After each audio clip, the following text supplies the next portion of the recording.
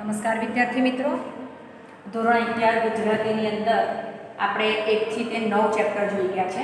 આજે આપણે એક નવો ચેપ્ટર ચાલુ કરીએ છીએ, બે લઘુ કથાઓ। જો આ લઘુ કથાઓની અંદર શું હોય, લઘુ એટલે નાનું, એકદમ નાનામાં નાની વાર્તા હોય, બરાબર। અડધા પેજ પૂરતી પણ એ વાર્તા ના હોય, એવી નાની વાર્તાઓને શું કહે છે તો લઘુ કથાઓ કહે છે। પણ આ લઘુ કથાઓના કેન્દ્ર સ્થાને શું હોય છે તો કંઈક આપણને બોધ મળે છે। કહેવાનો મતલબ કે માણસને જ્યારે કોઈ પણ કાર્યથી દુઃખ થાય ત્યારે એ કાર્ય ન કરવું એવો એમને પાછળથી અહેસાસ થાય છે કે મેં આવું કામ કર્યું તો ખરેખર મારે આવું કામ ન કરવું જોઈએ, એવું અંદર એને એવું ફીલ થતું હોય, એવો અહેસાસ થતો હોય છે। એટલે પછી એ દુઃખની લાગણી પ્રગટ કરે છે, બરાબર। એટલે કે આમ પ્રાયશ્ચિત્ત કરે છે। તો અહીંયા પણ બે લઘુકથાઓ આપેલી છે। એ બે લઘુકથાઓમાં આપણા શીર્ષક પ્રમાણે નાની બે લઘુકથાઓ છે। કેટલી છે તો બે છે। એ બંને લઘુકથાઓના લેખકો પણ અલગ અલગ છે। તો પહેલી આપણી લઘુકથા છે અને બીજી છે, એટલે ઠેસ અને ઘા, આ બે લઘુકથાઓ છે। પહેલી છે ઠેસ, બરાબર, અને બીજી છે ઘા। પણ પહેલા ઠેસ લઘુકથા આપણે જોઈ લઈએ, ત્યાર પછી આપણે ઘા જોઈશું। ચલો, અહીંયા જે ઠેસ લઘુ નવલકથા છે એટલે કે લઘુકથા છે, એના લેખક કોણ છે?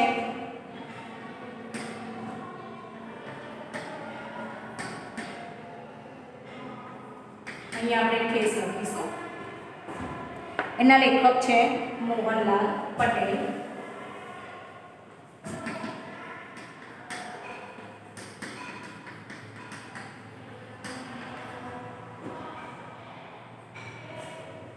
જો અહીંયા આ પહેલી લઘુકથામાં શું છે, ઠેસ શબ્દ ઉપર જ। તો અહીંયા એક વૃદ્ધ માતા છે, એ વૃદ્ધ માતાને જ્યારે એનો ભૂતકાળ યાદ આવે છે, એટલે કે વર્તમાન સમયમાં જ્યારે એની દીકરાની વહુ એની સમક્ષ જ્યારે કોઈ વસ્તુ બતાવી રહી હોય છે ત્યારે એ વસ્તુ જોઈને એ ભૂતકાળમાં સરી જાય છે એ માં।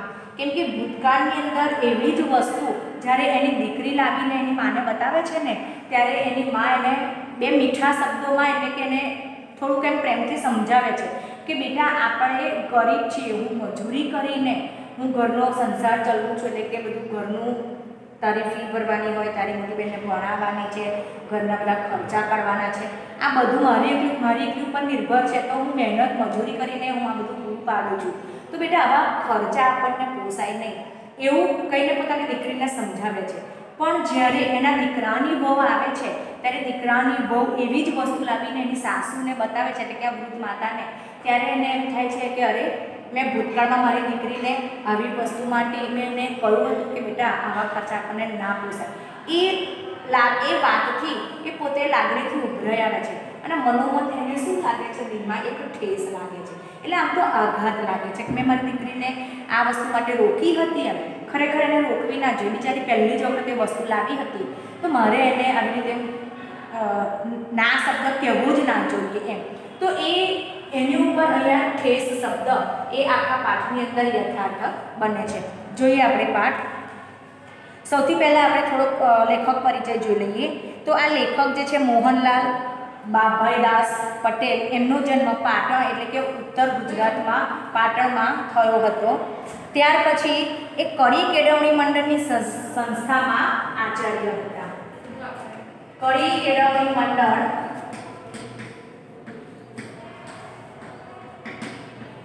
મંડળમાં એ આચાર્ય તરીકે તેમણે ફરજ બજાવેલી હતી, બરાબર। ત્યાર પછી એમણે જે કંઈ નવલકથાઓ લખી છે એમાં ખાસ કરીને નવલકથાઓ છે, પ્રવાસ ગ્રંથ છે અને લઘુકથા સંગ્રહ છે। તો નવલકથાની અંદર જોઈએ તો બંધન, ડેડ એન્ડ અને હાસ્ય મન્મથ એ એમની નવલકથાઓ છે। કઈ નવલકથાઓ? બંધન, હાસ્ય મન્મથ, ડેડ એન્ડ, બરાબર। આ બધી શું છે એમની તો નવલકથાઓ છે, બરાબર। ત્યાર પછી છે નવલકથાઓ પછી મેં જે પ્રવાસ ગ્રંથ પણ લખ્યા છે, સાથે સાથે લઘુકથા સંગ્રહ પણ લખ્યા છે। તો પ્રવાસ ગ્રંથની અંદર good morning America, good morning America. આ શું છે? એમના પ્રવાસ ગ્રંથો છે, બરાબર? તો આ એમના પ્રવાસ ગ્રંથો છે. ત્યાર પછી અમે લઘુકથા લખ્યા છે, પ્રત્યાલંબન,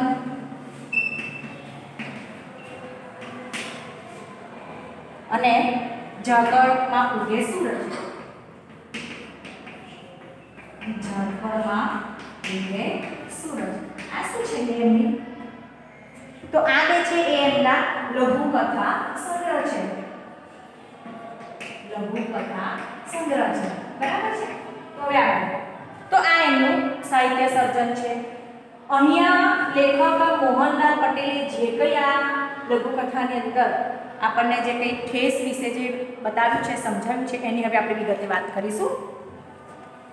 પુત્રવધુ બજારમાંથી કાપડ ખરીદીને લાવી અને સાસુને ઉમળકાભેર બતાવી રહી હતી. થોડી વાર સુધી કાપડના જુદા જુદા પીસ બતાવ્યા પછી વહુએ જોયું કે સાસુના ચહેરા પર પ્રસન્નતાની કોઈ જ મહોર અંકિત થતી નથી. એટલે એણે કહ્યું, આમાંથી કોઈ પીસ ન ગમ્યો મમ્મી? અહીંયા જુઓ, આ લઘુકથાની શરૂઆત ક્યાંથી છે? તો અહીંયા સાસુ છે, એની દીકરાની જે વહુ છે એટલે પુત્રવધુ છે, એ બજારમાંથી કાપડના અલગ અલગ પીસ લઈ આવી છે. પોતાની સાસુને બતાવે છે, એક પછી કાપડ બતાવે છે કે જુઓ મમ્મી કેટલા સરસ કાપડ છે. પણ અહીંયા સાસુ એની કોઈ પ્રત્યુત્તર નથી આપતી, જાણે કે એના ચહેરા ઉપર કોઈ આનંદ જ નથી. એટલે તરત એની દીકરાની વહુ પૂછે છે, મમ્મી તમને આ ન ગમ્યું કે છે? વહુને સાસુના શબ્દોમાં રણકાર જણાયો નહીં એટલે બધા જ પીસ સંકેલી લીધા અને એણે કબાટમાં મૂકતા મનોમન બોલી, કોણ જાણે શું છે? તે કાપડની વાતમાં જ એમને મોઢું ચડી જાય છે. પેલી મનમાં બબડે છે, એમની દીકરાની વહુ કબાટમાં કાપડ મૂકે છે, પછી કોણ જાણે કેમ મમ્મીનું મોઢું કેમ ચડી જાય છે કાપડ જોતા જ કે છે. દીકરો ઘણું કમાતો હતો. ગરીબીના કપરા દિવસોમાં કમુબેન માટે હવે ભૂતકાળ બની ગયા હતા. ઘરમાં સુખ સગવડના સાધનોની ઘણી ખરીદીઓ થતી હતી. એ જોઈને કમુબહેન રાજી થતા, પણ વહુ જ્યારે મોંઘું કાપડ લઈ આવતી ને ત્યારે એમનું મોઢું પડી જતું. એ સમયે એમને એક વખત દીકરીની આંખમાં ડળકી ગયેલા આંસુ યાદ આવી જતા. દીકરીએ ઉનાળાના વેકેશનમાં રાત દિવસ કપાસના તાલા ફોલીને મજૂરીની સારી રકમ એકઠી કરી હતી. જૂનમાં કોલેજ ઉઘડે એ પહેલાં એ રકમનું કાપડ ખરીદી લાવી અને હોંશે હોંશે માને બતાવવા લાગી. અહીંયા શું થાય છે? અહીંયા માને કેમ દીકરાની બહુ આટલી બધી વસ્તુ કાપડ લાવે છે તો માને ગમતું નથી. એમ તો દીકરો ઘણું સરસ કમાય છે અને ત્યાર પછી ઘરમાં બધું સુખ સગવડનું બધી વસ્તુઓ આવી ગઈ. આ જોઈને એ માં ખુશ તો થાય છે, પણ જ્યારે દીકરાની વહુ મોંઘામાં મોંઘું કાપડ લાવે છે ત્યારે એ માં દુઃખી થઈ જાય છે. કેમ કે માં ભૂતકાળમાં જાય છે. ભૂતકાળમાં એક વખત એની દીકરી જેને કોલેજ કરવાની હતી અને એ દીકરી ઉનાળાના વેકેશનમાં ખેતરમાં જઈને કપાસ લેવાની મજૂરી કરીને પૈસા એટલે કે રકમ ભેગી કરે છે. કેમ? તો જૂનમાં એની કોલેજ શરૂ થવાની હોય છે, તો શરૂ થાય એ વખતે એ જ રકમમાંથી એટલે એ જ પૈસામાંથી એ કાપડ લાવે ને એનો ડ્રેસ સીવડાવીને પોતે પહેરે.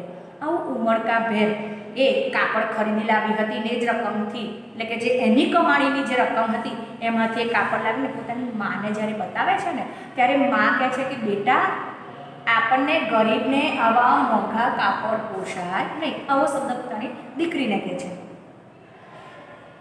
કાપડ ગમવા ન ગમવાની વાત બાજુએ રહી, પણ માએ કહ્યું કાલાની રકમ તો તારી ફી અને ચોપડીઓ માટે હતી અને તું આ શું લઈ આવી બેટા? આવું મોંઘું કાપડ આપણને પોષાય? તને ભણાવવાની છે, મોટીને પરણાવવાની છે, ઘરના ખર્ચ કાઢવાના છે, આપણને આવો વૈભવ ન પોસાય બેટા. શું કહે છે? જ્યારે દીકરી પોતાની માને બતાવે છે કે જો હું આ કાપડ લાવી, મારે જૂન મહિનામાં કોલેજ શરૂ થશે તો મારે પણ એક નવો ડ્રેસ જોઈએ એટલે હું આ કાપડ લાવું છું. એટલે માં કહે છે કે બેટા તે આ કપાસ વીણવા માટે તું ગઈ હતી, જે કાલાની તે મજૂરી કરી છે એના જે પૈસા આવ્યા ને એ તારી ફી માટેના હતા બેટા. તારી ચોપડીઓ લાવવાના હતા, હજુ તો તને ભણાવવાની છે, આપણી મોટીને પરણાવવાની છે, ઘરના ખર્ચા કરવાના છે, બેટા આપણને આવા મોંઘા ખર્ચા પોષાય નહીં. એની મા એને એવું કહે છે. હવે આવું જે ભૂતકાળમાં પોતાની દીકરીને કહેલું એ અત્યારે માને વર્તમાન સમયમાં યાદ આવે છે. કેમ? જ્યારે દીકરાની બહુ મોંઘું કાપડ લાવીને માને બતાવે છે, એટલે કે સાસુને બતાવે છે, ત્યારે એને યાદ આવે છે કે આ જ વસ્તુ માટે મેં મારી દીકરીને મના કરી હતી, એટલે કે એને ના પાડી હતી કે બેટા આવા ખર્ચા પોષાય નહીં. માની વાત સાચી હતી. એની મજૂરીની કમાણી પર ઘર નપતું હતું. એ દીકરી સમજતી હતી, એટલે તો એનો ઉત્સાહ એકાએક પાણીની તરંગની જેમ વિસર્જિત થઈ ગયો અને એની આંખોમાં આંસુ તગી રહ્યા હતા. આંસુ પણ એની આંખોમાં કે ના, માની વાત સાચી છે. એની દીકરીએ, ભૂતકાળની વાત કરું છું, કે ભૂતકાળમાં એની દીકરીને પણ તે વખત લાગ્યા કે ના, બરોબર છે માની વાત, મા બિચારી મજૂરી કરે છે અને હું કંઈ થોડું ઘણું આવું કામ કરું છું, અમારું ઘર ચાલે છે, તો મારે આવું કાપડ ના લાવવું જોઈએ. એ વાત યાદ આવતા જ એની આંખોમાં આંસુ આવી જાય છે. વહુ જ્યારે મોંઘું કાપડ ખરીદી લાવતી ને ત્યારે કમુબેન રાજી તો થતા, પણ એમની સ્મૃતિ આગળ દીકરીવાળો પ્રસંગ તાજો થઈ આવતો અને એમનું મન બોલી ઉઠતું. દીકરી બિચારી પહેલી જ વાર કોલેજમાં પહેરવા સારું કાપડ લઈ આવી હતી, મને મુઈ એ ન જીવી શકી.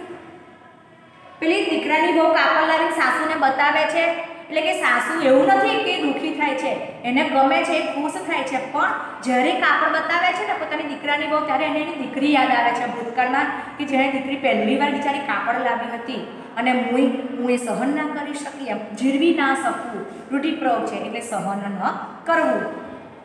હૈયાની આ એક ઠેસ કમુબેનના ચહેરા ઉપર રાજીપો લાવવા ન દેતી. વહુ આ ક્યાંથી જાણે? રાજીપો એટલે આમ ખુશ. અહીંયા આ કાપડની વાત નીકળે ને એટલે મા બિચારી દુઃખી જ થાય છે, ખુશ નથી થઈ શકતી. પણ વહુને સમજાતું નથી કે કાપડ જોતા મારી સાસુ આટલી દુઃખી કેમ થાય છે એમ. એટલે એ જે રાજી થવું જોઈએ એ રાજી નથી થઈ શકતી. એનું કારણ જ આ છે કે પોતાની દીકરીને એ પહેલી જ વખત એ જ્યારે કાપડ લાવી ત્યારે એની દીકરીને એને આવા શબ્દો કહ્યા હતા, બેટા આપણને આવું ન પોસાય, મોંઘા કાપડ આપણને પોસાય. એ ઠેસ જે એના હૈયામાં વાગી ગઈ છે એ આજીવન એ મા એટલે કે સાસુ એ ભૂલી શકે તેમ નથી. અહીંયા બીજું એક લઘુકથા છે. આ પહેલી લઘુકથા ઠેસ એ અહીંયા પૂર્ણ થઈ છે. હવે બીજી છે ઘા. આ પ્રાણી નાની જ છે, એટલે બે લઘુકથાઓ. અહીંયા આપણું શીર્ષક શું છે? બે લઘુકથાઓ. એક લઘુકથા આપણે જોઈ, કઈ જોઈ? તો ઠેસ. હવે બીજી લઘુકથા છે ઘા. બરાબર? તો જે આ ઘા એટલે શું? કટકો. કોઈ પણ વસ્તુના બે ભાગ કરવા હોય ને આપણે જેમ કટકો મારીએ, જેમ ઘા કરીએ એની વાત કરીએ છીએ. પણ વિદ્યાર્થી મિત્રો, ઘાના બે અર્થ થાય છે. આમ તમે કોઈ કોદાળીથી તમે આમ એક કટકો આમ કોદાળી મારો અને જેના બે કટકા થઈ જાય એ તો ઘા, સાચી વાત છે. પણ સાથે સાથે તમારા અંદર, તમારા હૈયામાં જે ઘા પડે છે એને તમે જીરવી શકતા નથી, તો પણ એ પણ એક ઘા જ છે. તો અહીંયા જે લઘુકથા છે આપણી ઘા, એના વિશે આપણે જોઈ લઈએ. એના લેખક છે જનક ત્રિવેદી.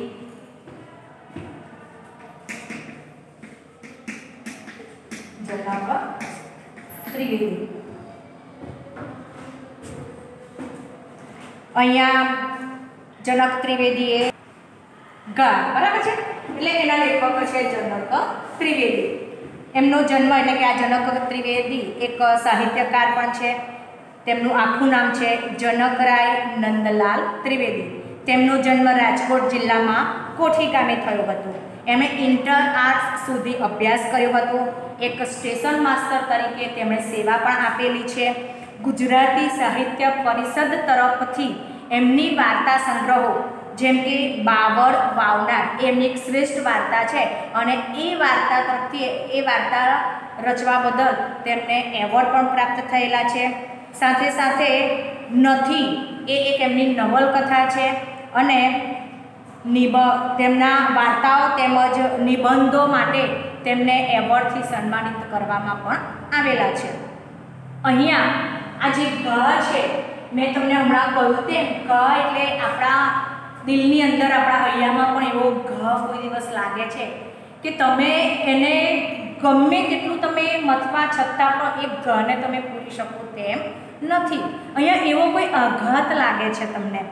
તો શું છે અહીંયા? તો અહીંયા પણ એક યુવાન છે એ જ્યારે પોતાના આંગણામાં બધું ઉગી ગયેલું જળ જુએ છે, ખાડા ટેકરી બધું જુએ છે, એટલે એના પિતાજી કહે છે કે બાપુજી આ બધું તમે સરખું કરાવી દો ને એમ.